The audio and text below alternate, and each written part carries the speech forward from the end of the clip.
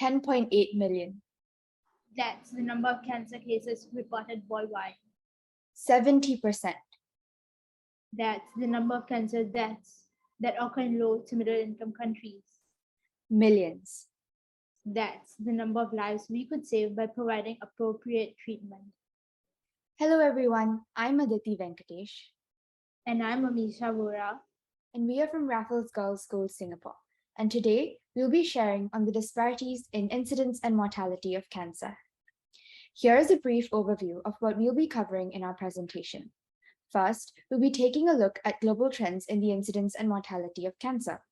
There is a lot of ambiguity around why these disparities exist in the first place, so we've tried to break this down into three broad categories: cancer in the developed and developing world, racial disparities in cancer outcomes, as well as the relationship between genetics, gender, and cancer. But before we begin, here's a brief introduction of ourselves.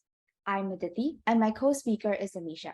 We are Year 4, or Grade 10 students from Raffles Girls' School Secondary in Singapore, and the co-founders of Project Esprit, a youth advocacy group aiming to increase the mental health literacy of youth in Singapore. I am a member of the National Cadet Corps and a core team member of Project Embrace, a youth advocacy group aiming to empower and uplift children with chronic illnesses. My interests lie in neuroscience and oncology, and in future, I hope to pursue a career in medicine. And as for myself, I'm particularly passionate about reducing health inequity. So in the future, I hope to make medical treatment more accessible to financially disadvantaged citizens.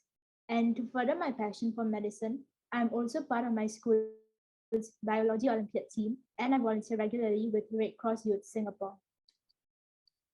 All right, so when we think of the global burden of disease, a stereotypical image of people from developing countries bearing the brunt of the issue would usually come to mind. While this may be the case for most other infectious diseases, the narrative is quite the opposite in the case of cancer. If you were to do a quick Google search on countries with the highest rates of cancer, Denmark, Ireland, and Belgium, and other countries that we broadly categorize as developed, top the list, while countries like Nepal, Timor-Leste, and Tajikistan, or in other words, the developing countries, have some of the lowest cancer rates in the world. This seems rather paradoxical, especially since developed countries supposedly have the financial capacity to invest in better quality screening and treatment for cancer. Well, to understand why this is the case, we need to delve into the intersectionality of socioeconomic factors, differences in the types of disease burdens that each country experiences, genetic predisposition, as well as inequities in access to treatment. As global health professionals of the future, the onus is on us to delve deeper into the complexities of this issue so that we can derive the most feasible solutions for it. Okay, so to better understand these differences in developed and developing countries, let us take a look at two case studies: the United States to represent the developed countries, and Zimbabwe to represent the developing countries. So here we see the most common types of cancer in Zimbabwe, from which it appears that only a small percentage of the country's population has cancer, and that the cancer burden isn't really a pressing issue. But let us consider the health situation in Zimbabwe as a whole. So Zimbabwe lacks the financial resources to invest in a good quality healthcare system that is easily accessible to all. This implies that with the limited economic accessibility and availability of cancer screening and related testing, many cases of cancer are often never identified, which is why it appears as though cancer rates in the country are very low. The second contributing factor of this phenomena is the prevalence of infectious diseases like HIV. 1.23 million adults in Zimbabwe have been diagnosed with HIV or AIDS as of 2020. Though HIV does not directly cause cancer, it weakens the immune system. This increases the risk of certain types of cancers called opportunistic cancers, or AIDS-defining cancers. However, as with many other infectious diseases, the onset of cancer that it causes only manifests later on in life, and not during the earlier stages of infection. So what this means is that with expensive medical treatment, less affluent people with infectious diseases will not be able to get the treatment they need on time and can succumb to other complications the illness causes before they even develop cancer. That being said, as Zimbabwe ramps up its efforts in combating HIV or AIDS-defined cervical cancer, rates are on the rise. Why? Even though HIV medications help patients live longer lives, their immune system has already been considerably weakened, so they end up developing such AIDS defined cancers later on in life. This is compounded by the poorly developed healthcare facilities in Zimbabwe, which are already strained due to the high incidence of infectious diseases. As such, insufficient resources have been allocated to treat cancer. So, what is this representative of, and why is this a cause for concern? As countries develop, the disposable income of its people increases, and so does their tendency to engage in more sedentary lifestyles that increase their risk of cancer. Having inadequate healthcare infrastructure to support the imminent increase in the cancer burden will mean that Zimbabwe, alongside many other developing countries, will end up bearing the brunt of the global cancer epidemic. This chart depicts the most common types of cancer in the United States. Apart from predispositions to such forms of cancer, the root causes of the incidence of these particular types of cancer can be very closely linked to lifestyle choices that Americans choose to make. Lung cancer, for instance, is caused by smoking tobacco, a habit that close to 31 million adults in the United States have. One cigarette alone contains 600 chemicals, which produce more than 7,000 chemicals when burnt. Of this, 250 are known to be harmful, and amongst these, at least 69 can cause cancer. However, and as compared to Zimbabwe, the United States has lower cancer mortality rate. And the most likely reason for this is because the US has the financial resources to invest in providing better quality healthcare and treatment options to its people, alongside being able to fund cancer-related research that will broaden horizons for more effective cancer diagnosis and treatment. Disparities in the trends of incidence and mortality of cancer also exist along the lines of gender and genetics. Some people are born with genetic mutations that increase their risk of developing cancer, which are often inherited from either of their parents. This is the case for approximately 5 to 20% of all cancers, and there is no known correlation between hereditary cancers and mortality rates. So, from this, we can tell that men are more prone to cancer than women. Why? Research has found that in one form of leukemia, cancer cells carry a mutation in a gene called KDM6A, located on the X chromosome. This is a tumor suppressor gene that is responsible for regulating cell division.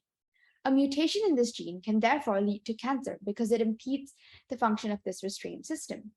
Female sex cells carry two X chromosomes, represented in purple, while male sex cells carry one X and one Y chromosome, which is represented in gray. So during embryo formation, when the two cells fuse, one X chromosome of the female sex cell shuts down for life. Some genes on the inactivated X chromosome, including KDM6A, escape this dormant state and function normally. As long as there is one normal copy of this gene, it is sufficient to prevent cells from becoming cancerous. Therefore, in females, there need to be two copies of the mutation gene, that is, one in each X chromosome, in order for them to have a higher risk of cancer.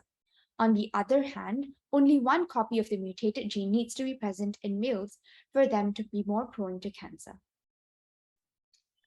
So the disparity in incidence and mortality rate of cancer can also be attributed to racial inequalities in receiving healthcare treatment. So as you can see from this chart, you probably wouldn't have been surprised to learn that African Americans had the highest mortality rate for all cancers combined in comparison with other ethnic groups. So at this point, you would probably be wondering, what causes these racial disparities? To answer that question, let's take a closer look at factors contributing to racial disparities in cancer treatment. So some factors that contribute to this striking disparity include socioeconomic status, accessibility to treatment and screening, biological variations, and provider stereotyping. So several studies have reported an association between poverty and access to cancer screening and treatment. So in the National Cancer Institute Survivor Study, 26% of Black people lived at or below 125% of the poverty level income, compared with only 9% of whites. Increasing the income of Black people was associated with decreasing the mortality rate caused by cancer in the United States. Furthermore, economic disparities between racial groups makes it more difficult for the minority to get health insurance, preventing them from receiving medical care. So besides this, racial differences in the prevalence of adverse biologic characteristics and tumor aggressiveness may also contribute to disparities in cancer outcome. According to researchers at NCI, the right side of African Americans' colons ages much faster than their left side, which could contribute to their increased colon cancer risk, making them more likely to develop cancer on the right side of their colon and to have cancer at a younger age. So, African Americans with colon cancer also experience poorer survival compared to the white population, despite less aggressive tumors.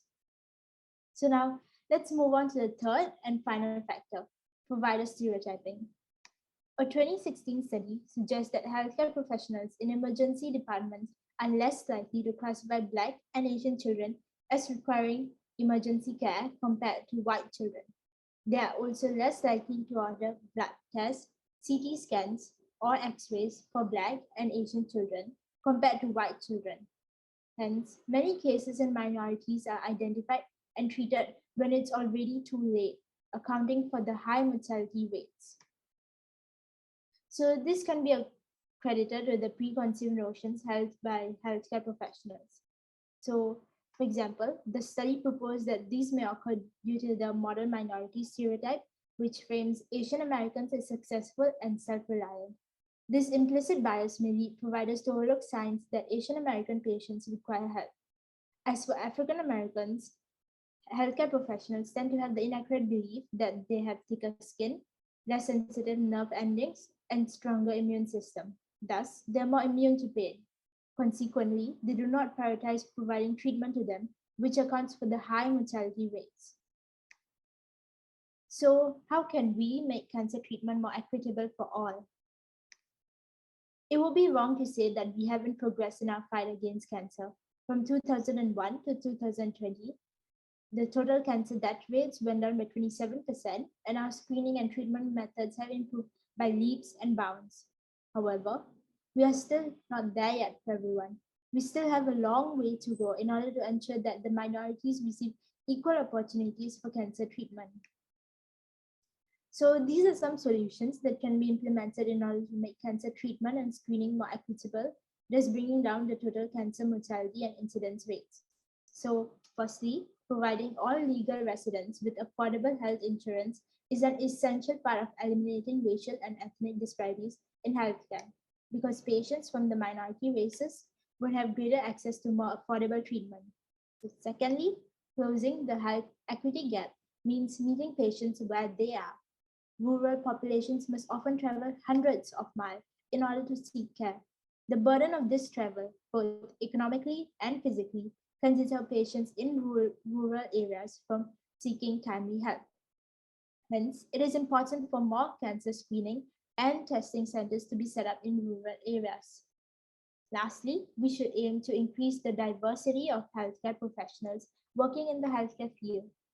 A researcher learned through focus group discussions with Black breast cancer patients that there was widespread distrust of medical providers. However, this was mitigated if the provider was also from the Black community. This shows that patients are more likely to trust health professionals that are more willing and are more willing to receive treatment from them if they are from the same race. Thus, with more healthcare professionals from minority races, more patients from minority races would get treated and screened for cancer. To address this issue, NGOs and governments have been working together to increase diversity in healthcare workforce through a training program specifically for Black patient navigators.